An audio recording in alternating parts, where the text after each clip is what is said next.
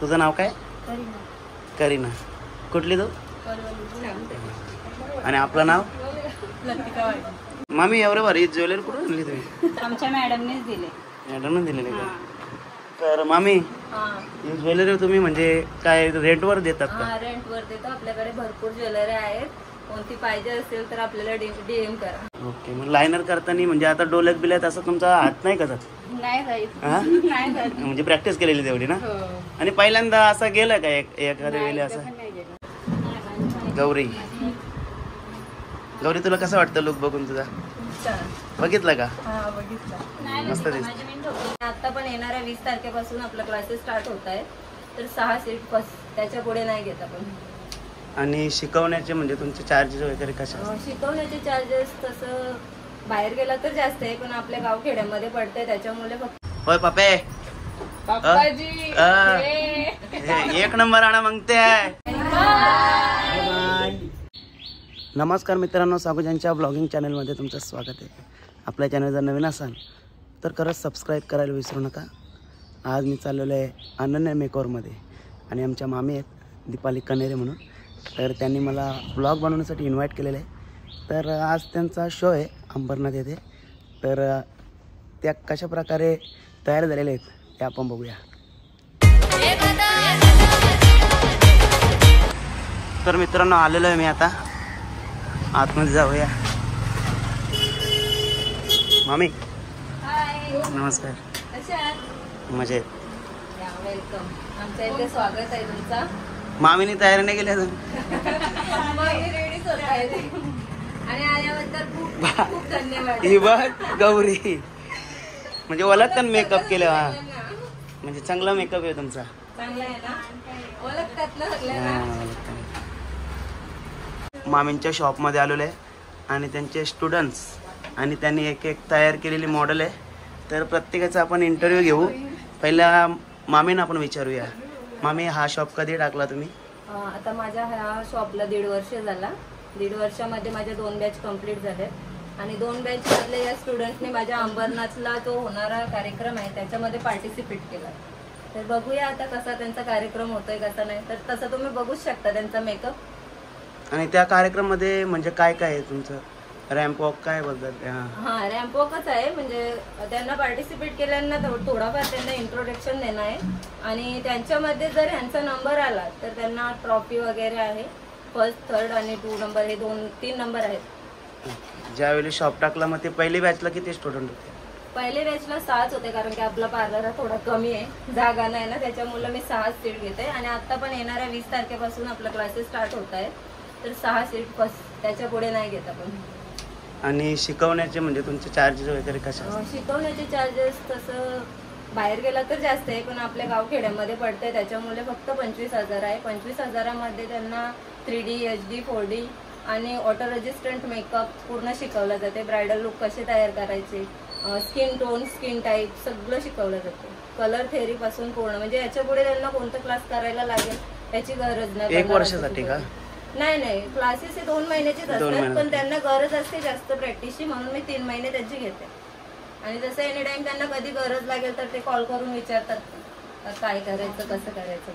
म्हणजे तुम्हाला कसं वाटलं का या गावाखेड्यामध्ये टाकावं म्हणून? वाटलं म्हणजे आता आपली गावखेड्यातनं बाहेर जाणं पॉसिबल नाही, म्हणून असं वाटलं की आपल्या गावखेड्यामध्येच टाकावं. आपल्या फॅसिलिटी पण दुसऱ्यांपर्यंत पोहोचल्या पाहिजेत, म्हणून गावखेड्यामध्ये टाकावं.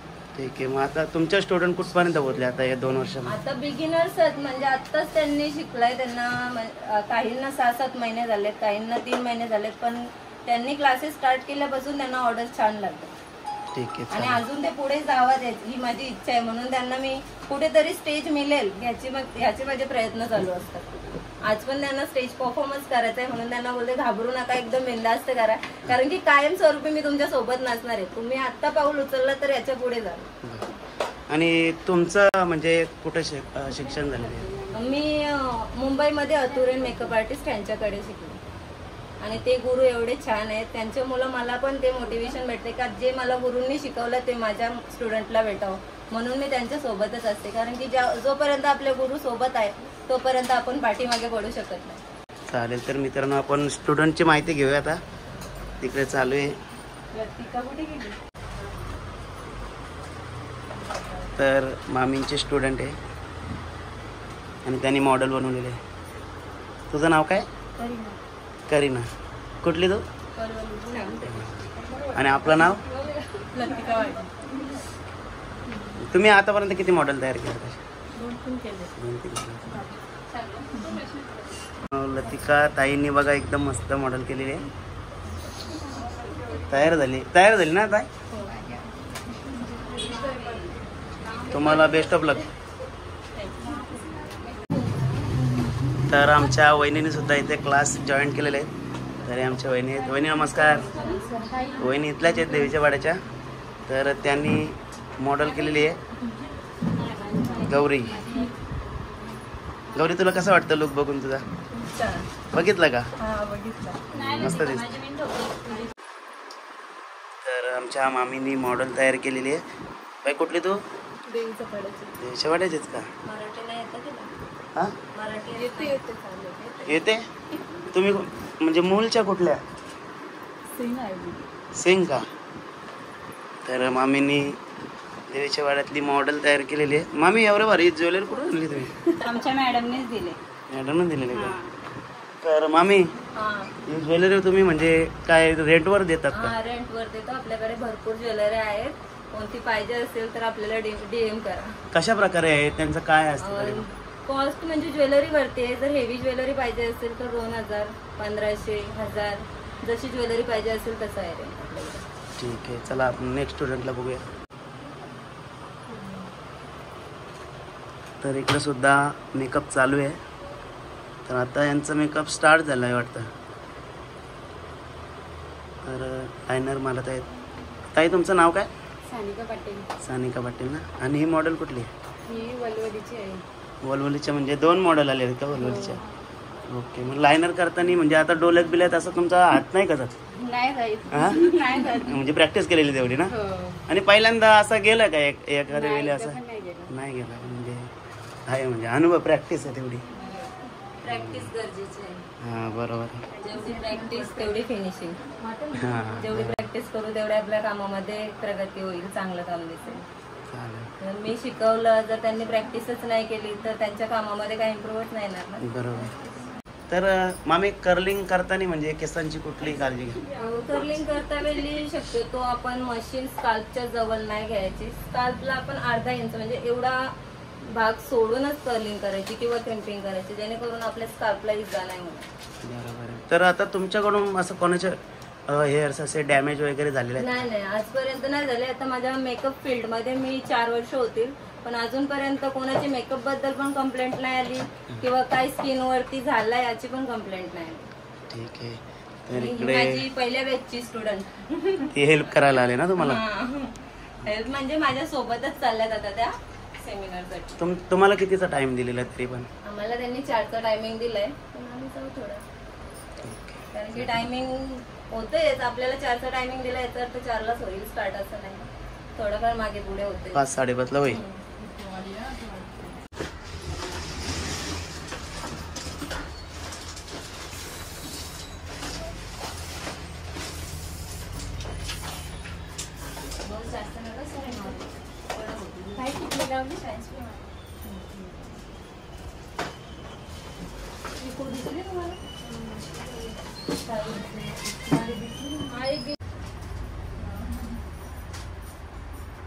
तर मित्रांनो प्रत्येकजण बघा आपापल्या मॉडेलला एकदम मस्त तयार करत आहेत आणि त्यांना मी शुभेच्छा देत आहे.